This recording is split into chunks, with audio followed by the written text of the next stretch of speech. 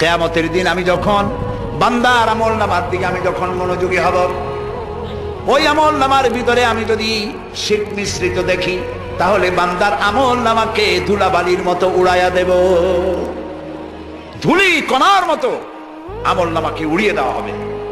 আমি দৃষ্টান্ত দিতে গিয়ে বলি,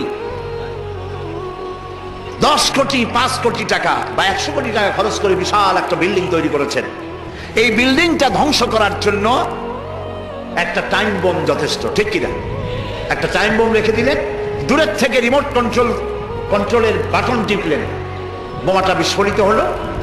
100 কোটি টাকার খরচ করা বিশাল বিল্ডিং মুহূর্তের ভিতরে ধূলিকণায় পরিণত হয়ে যায়। এটা বোঝা কি কঠিন না সহজ? আমল নামার ভেতরে যদি শিরক মিশ্রিত থাকে, তাহলে আল্লাহ রাব্বুল আলামিন বলছেন কিয়ামতের দিন আমল নামাকে শিরক মিশ্রিত আমল নামা ধূলি কণার মতো উড়ায় দেব।